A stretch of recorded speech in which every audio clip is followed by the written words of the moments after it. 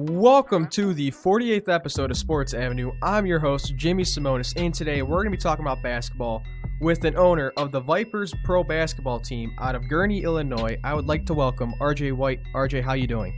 I'm doing great. How are you? I'm doing good. Thank you for joining. Okay, RJ, so talk about how you became on this journey of becoming an owner of a semi-pro basketball team. Absolutely. So the overall goal is to manage a NBA G League team, or to own a percentage of an NBA G League team.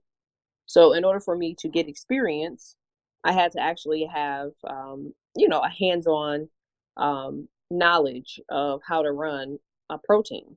So I purchased the Vipers pro basketball under the ABA, and it was really like my pilot to understanding how a pro team is functioned as an independent or as a standalone under a particular type of league. And what made you want to become an owner of a basketball team? I've been saying that since I was 6 years old, and I think it's just the atmosphere. Like, I don't know why I'm 6 feet and a half, by the way. So everybody has always asked me if I play ball. And I never played. I've always had an interest in the operations and the functions behind sports, especially basketball. So yeah, that's always been like my interest as far as just what it takes to run a successful organization, what it takes to run a team, a winning team. And even running my team right now, I'm learning all of the things that I've literally studied since I was a youngin. So how did you study to become an owner of a basketball team without the experience of playing? Just general observation. Like, I've been a Pistons fan because family is originally from Louisiana and Michigan. So I've been a Pistons fan for quite some time, and just studying, all through the transition until Rick Mahorn, took over as general manager. That's how far back I've just been analyzing as far as how a successful team is ran to create a championship environment. So me, it will be analyzation, whether it be exhibit like different teams, and just knowledge. Is nothing to pick up, your phone these days to read, and what it takes to build a winning culture, what it takes to be appealing to a particular audience, and what it takes to create a winning environment. And growing up, how did you learn to run the operations of basketball, or was this something that like it took you a little while to understand? Growing up, I was glued to the TV. Anything that had to do with basketball teams. Back in the day, I'm an 80s baby. So back in the day, they used to do a lot of behind the scene content, stuff that wasn't appealing back then because nobody cared about it. They just wanted to see the game. Whereas now that I'm a millennial, everybody wants to see the behind the scene content. That's what's making reality shows a hit. So it's really funny because even back then, I found it very intriguing to get a lot of that behind the scenes content. So that way, it would help with my knowledge on how to properly run the team and what it took. So out of all sports, why basketball? How did that become your passion? Just the aura about it, or what made it for you the sport that you wanted to go into? It's the cultural connection. It's just, basketball is in so many different places. You have to think basketball is a literal worldwide sport. I ran track, as in high school, and I didn't gravitate even to track as I did to the love that I had for the culture of basketball. So I would say it would definitely be to the fact that that culture connects everybody. Because one basketball player, they know somebody somewhere else within a distance, or even without or in or out of a country. So basketball connects people, and I like that. And you I'm said, a networker. yeah, definitely. And you said that the ABA it does go international. It has international play too. So talk about how that helps you in trying to understand the operations in an international environment as well. Well, they're just getting their feet under them for the international side. Pretty much everything that I do for the international side at this point is really standalone. So I've really taken the time myself to build those relationships that we have for international connections. As far as me, literally just getting on a plane and making those connections and building those strong foundations and relationships, so it'll secure a lot of things for our players. So the ABA they're building gravitation, but I think I'm a couple light years ahead because I've been in the Caribbean since my year 2, and we're growing out to Asia since year 3, and Europe ever since year 4 and 5. And I know that's a lot of market that the ABA hasn't created traction in as of yet. and even the NBA hasn't created that type of traction yet. As far as I know right now, I am the only team in the world that has over 12 countries as far as international alliances. And how did you form those? Was just this going through like social media, like just you going on a plane to visiting these countries? What did you have to do to create these bonds? You know, the funniest thing is because my dad always told me, he's like, you know what, like, you are fearless and you're a woman. So I need you to just not get on a plane and just go to these foreign countries and just talk to people. But that's actually how I am. You know, I'll hold a general screen, and I'm a watcher. Like I'm very patient. I'm like, you know, I'm like a wolf. So I literally will analyze a person, analyze their movement, see how they do business, and I might not even reach out and talk to you for years. You know, it could be 2 years, 3 years until I analyze to see how you do business. And then when I see that, you know, you do business in a way that matches my credo and the way that I want things for the Vipers and the Vipers brand, then yeah, I will reach out to you. And there's no hesitancy getting on a plane, a private jet, whatever, to come and talk to you and have that conversation about how we can build synergy. So how did you develop this mindset of being patient and being on the prowl all the time? Because that's a mindset where, again, like in society where everything, like you said, you talk about patience, where and it's a society that patience isn't much of a virtue anymore. It's kind of something that everyone wants the short term gratification. How did you develop this mindset over time? I'm gonna give praise to my family. Like my mom is Southern, my dad is Southern, so you know that's the main thing that they teach us, or taught us, or taught me, and you know my siblings was, you know, just to be patient. And if it's something that you want, you don't give up on it, and everything takes time. Like my mom told me, like my business wasn't gonna flourish for 5 years. She said that, like, okay, you're gonna buy it, you're gonna do great at it, but it's gonna take you 5 years before you make a move. My pops told me, like, you know, people are gonna come at you, you're gonna be considered a female, this, or that, but you know, don't be rattled. Doesn't matter. Like it's if it's something that's a purpose of what you're here for, nothing can stop you. And so far, they both have been right. They have great advice, and I am where I am today. And I did want to touch upon the fact that you are a female owner, and again, across sports in general, there aren't many. So for you, becoming a female owner, what does that mean to you, as well as in the world of what that means for the future of females in sports? I think it's a good milestone. I have daughters, so I think for me that's the biggest thing for them to know that they can be fearless. I mean, they have their own businesses, and their businesses are immaculate. I mean, making over 10K, you know, within a year as teenagers. So it lets me know that I am motivation to, you know, the youth as far as them creating that fearless niche.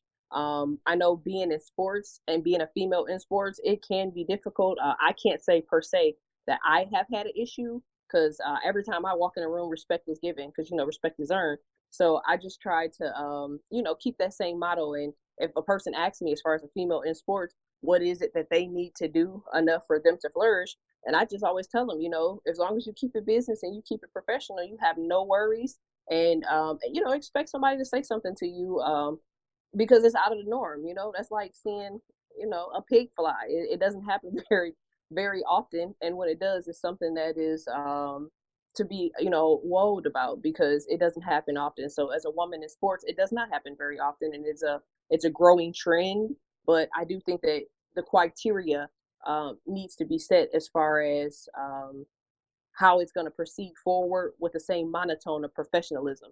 Because I think that's the biggest fear with letting females into the sports industry is how we will perceive it, whether emotional or the monotone behind professionalism while we're there.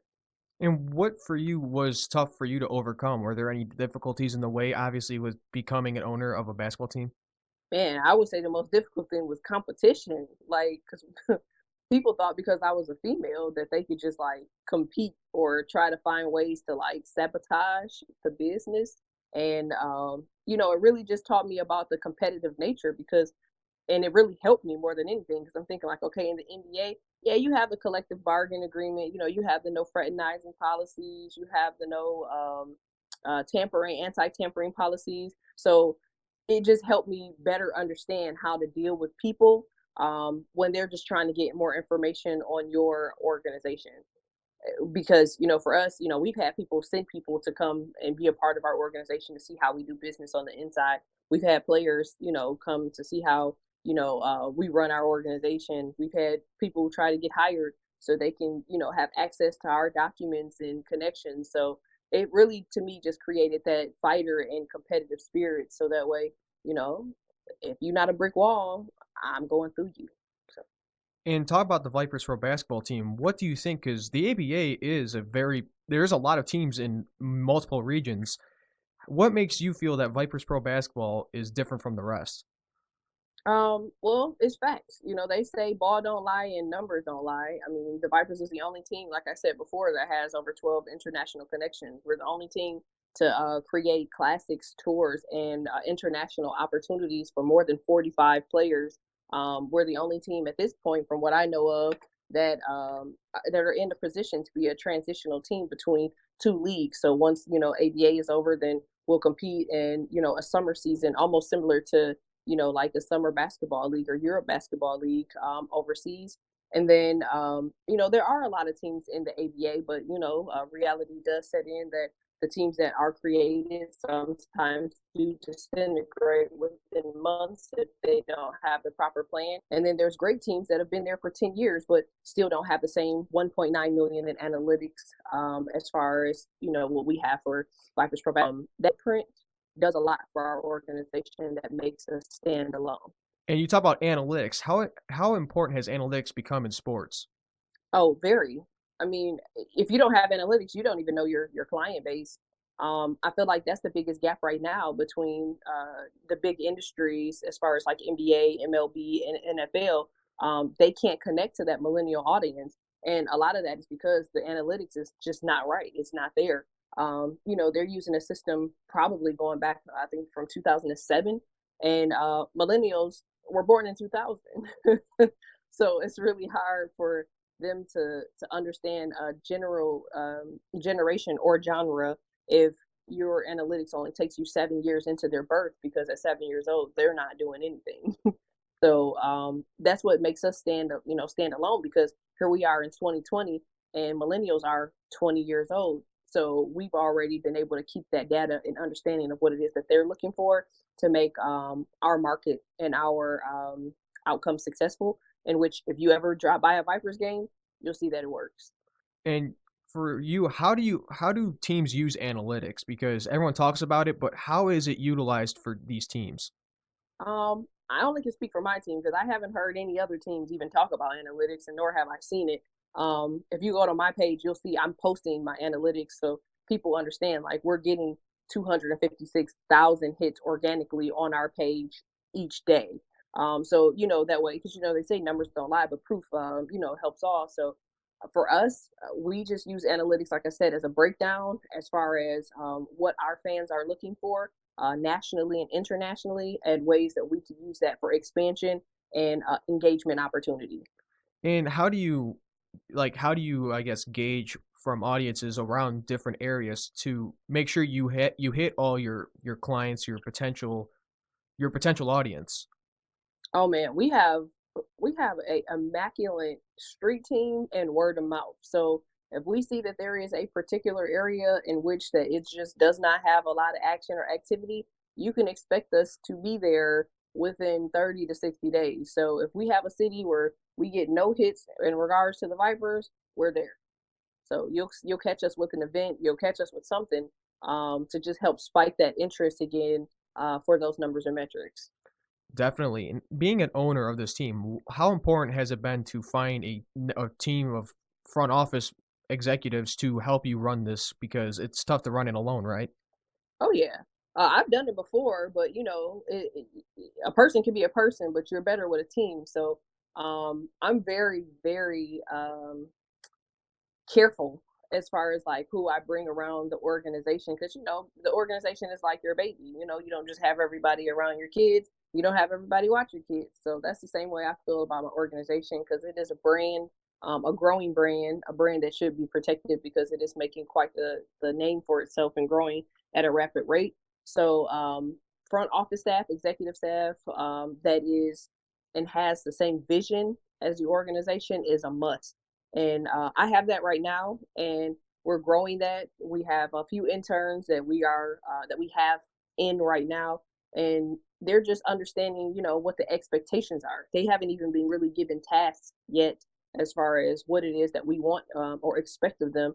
It's just creating the model and understanding the credo and the atmosphere. And then once they're given tasks and expectations, then they're set out fully because they already know what we expect. Yeah, and with having a connection with your staff, are you close with your players? Do you feel like that's important as an owner to have a connection with your players? Um, I think it is, to be 100% honest. I mean, it would be no different than Jeannie Bussey for the Lakers and her conversations that she has with LeBron James. If you have your star players, they have to know that you have their back. So those conversations are necessary in order for them to understand the importance that they bring to your club. So to answer that question, yes, the players do know that they can reach out to me. We do have an open door policy for HR, but we do also say, your front line of conversation always should go through your coaches because they're going to be able to be more reachable than me.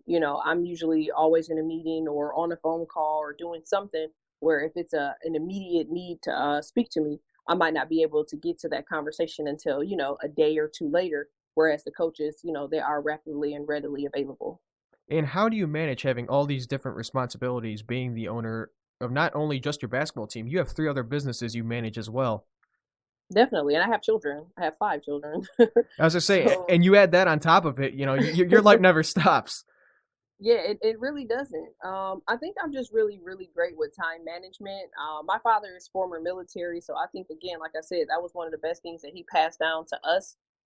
Is just time management, being on time, writing things down, being goal oriented. And my mom she was really great with the follow through. Don't start another task until another one is finished. Don't put too much on your plate that you can't handle, and family always comes first. So I've been blessed enough to have, like I said, a great group of people around me to help, reduce and shrink the load. And my children are immaculate. They're honors kids, so I haven't had to take that time to take away, to help restructure anything for them. They and my family and the team have all been able to be on one accord to help this mission.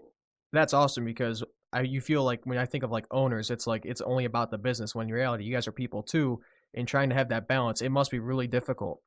It can.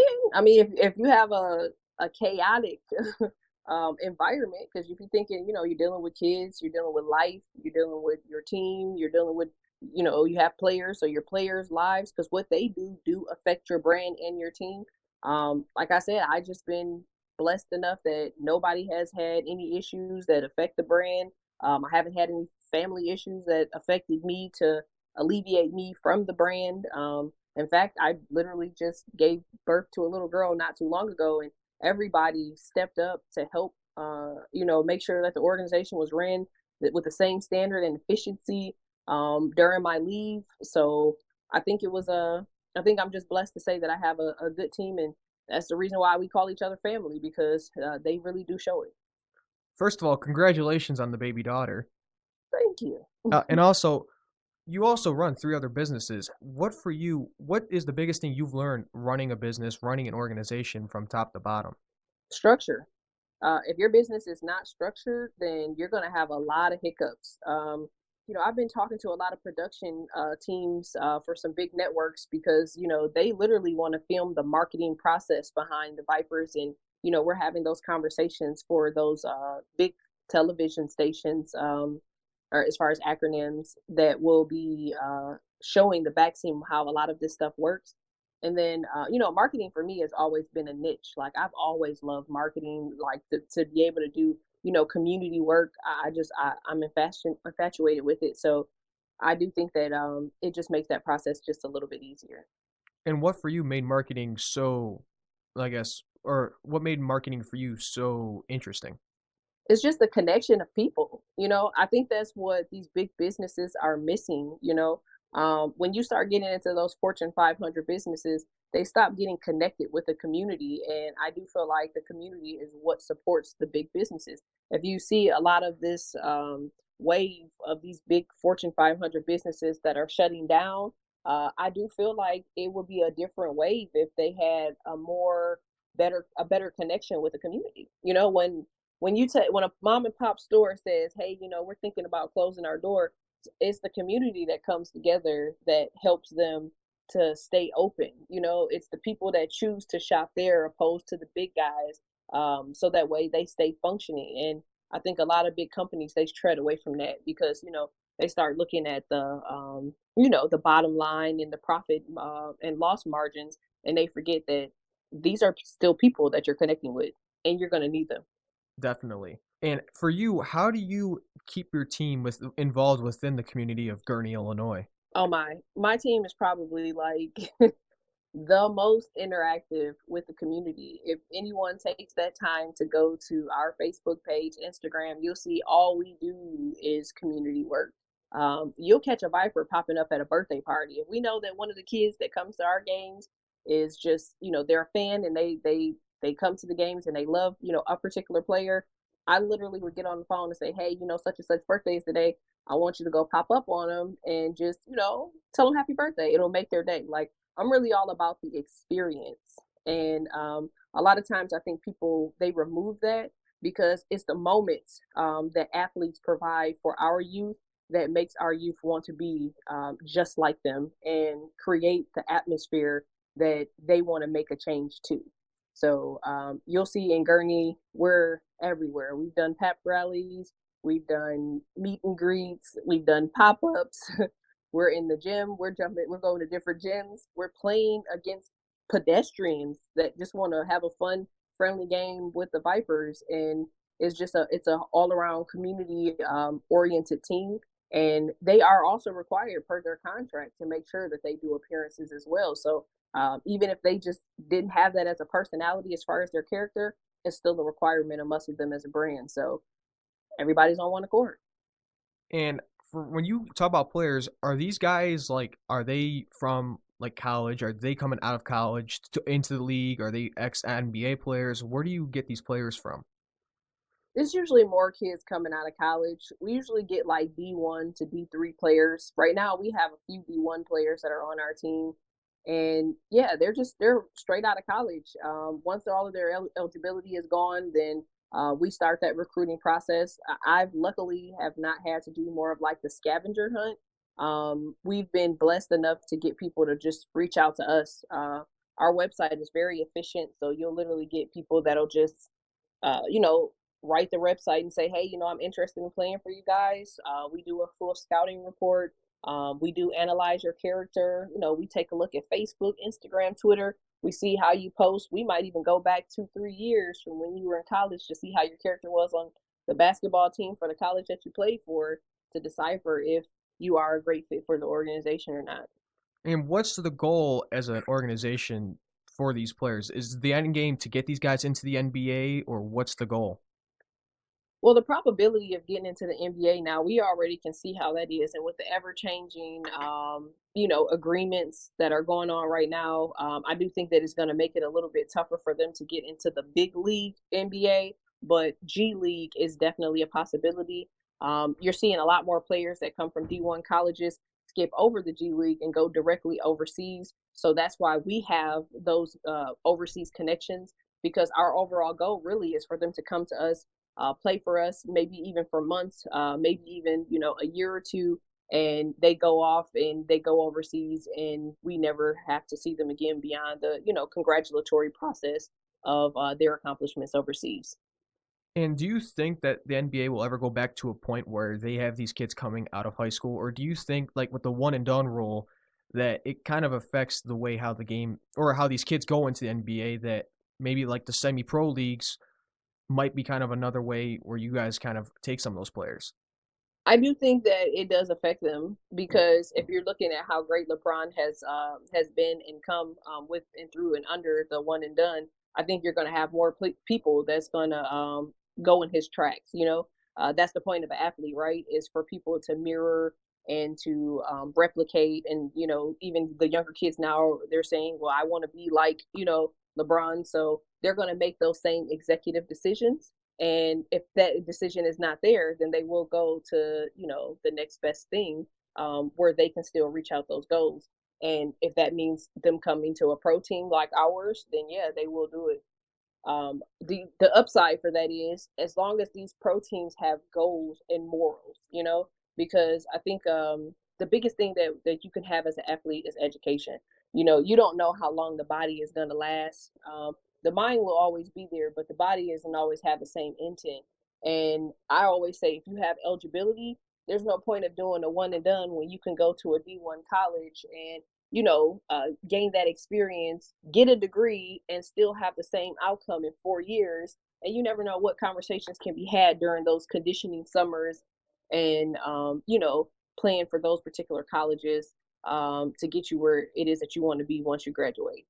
And for when you are looking for players to be on your team, what is the most important thing that you look for, maybe besides character?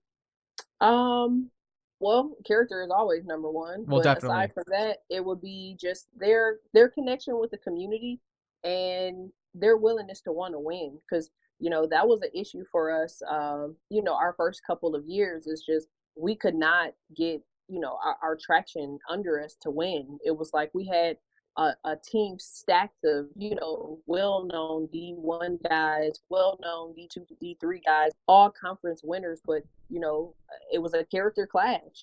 Everybody doing one-on-one. People can't communicate. Everybody was the man, on their team. So you put them all in one environment. They just didn't want to communicate with each other because everybody feels like they had that stardom effect. So I just started looking at those people that are team players, the legacy of how you build stuff in college. It's about right now and how you guys are going to come together as a team to make sure that we, are eligible for regionals and finals.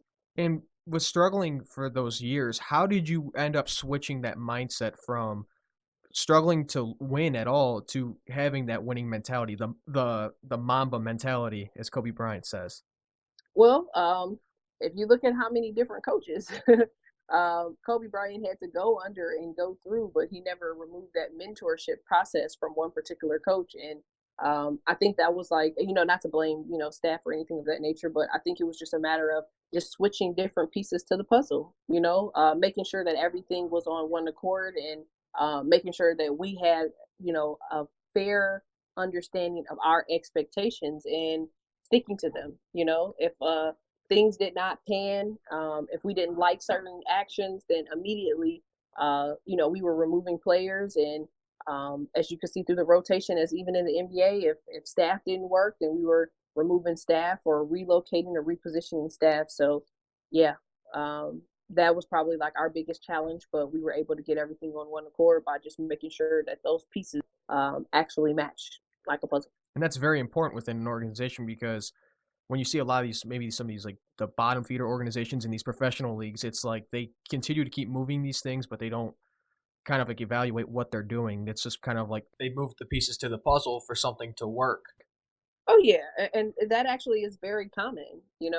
Um, the biggest thing that I have seen, which I think the Mavericks they do a great job, is they do a lot of personality tests, and I actually respect that because it's really hard for you to hire, we'll say, a whole staff of Yale, Harvard, and Princeton candidates, and then none of their personalities mesh.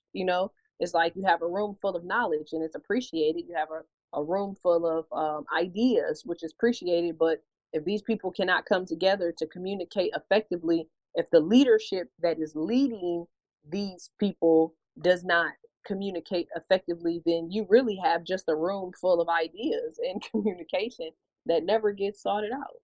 Right. And to talk about the ABA, what is the main goal going forward in continuing to grow the brand? Well, the overall goal really is to create just a tad more presence. I know people are like, well, you're at 1.9 million in analytics. Presence could you make?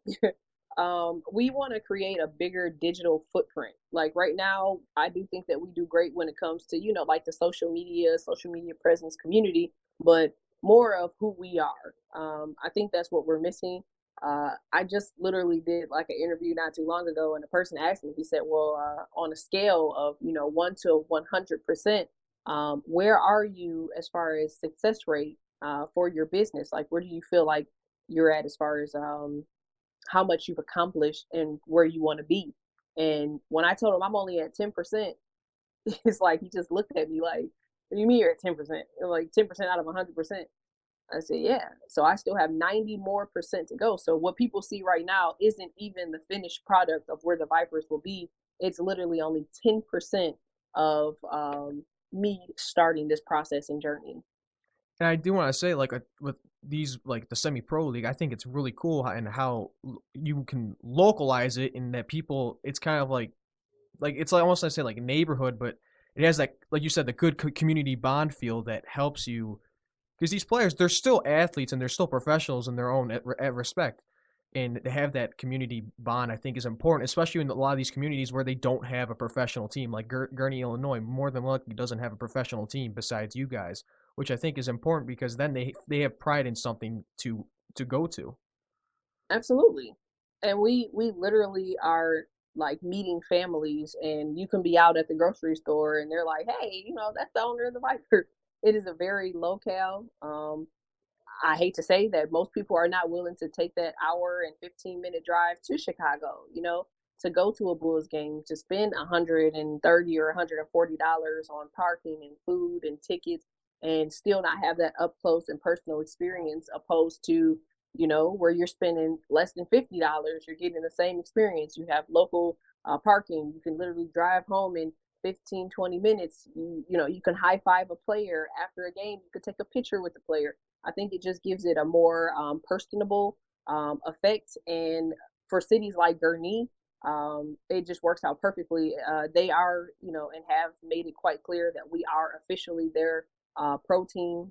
We chose to go there off of that, notion alone because they have one of the largest malls in Illinois, centrally located there. And I just thought it was a great idea. And the mayor, she jumped aboard and she's behind us. She's a supporter to the moon and back. I mean, she comes to most of the games and she knows most of the players by first name and jersey number. And I respect it, as her as being a female mayor and as the goals that they have as far as the city. And as I watch how the city is trending to a vibrant, positive community, I just think it just was a perfect fit and it worked out perfect for everybody. And so, what's next for Vipers basketball as you continue? Like you said, you're only at 10%. What is that 90% going to entail? Just increasing the your popularity? What is to do? Well, it definitely will be increasing popularity, but we're having some conversations with some really big networks now.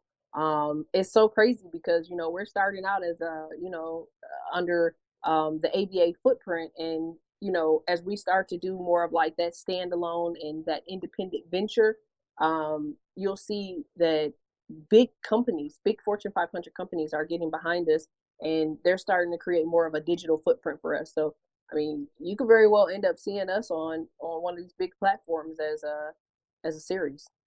And that's awesome. But also, what is next for you? Well, I'm going to continue to do this until I get that phone call. The minute I get something that is a vibrant offer, because I have been reached out to by the NBA before. I've been sought after for basketball operations, but my goal is very clear. The goal really is that percentage ownership, that functionability and functionality for a G League, and the ability to be able to implement my talent with a team that I can take forward on a G League level. So once all of that is met, you never know, you might see headlines of me being a percentage owner for a G League team. And those conversations weren't too far away. So, do you think you're close to getting there, or do you feel like you have a couple more steps to take before you get that jump? I'm going to say I'm close. The best part about LinkedIn is it does tend to tattle on who is watching your page. So I think that I would say that I'm pretty close. And the good thing is I have particular teams in mind that I would love to work with, and to see those particular teams kind of watch what it is that I'm doing does give me a sense of hope and reality that I'm not too far away. That's really cool, and I just want to say I really appreciate you taking the time to talk about your journey because I really appreciate that because when we talk about like I never would have thought that I would have met someone who's an owner of a semi-pro basketball team through LinkedIn, and like you said, talking about LinkedIn, I mean that's an awesome. This is an awesome opportunity to hear how you run operations for a team that's in Gurnee, Illinois. I would have never imagined that, to be honest.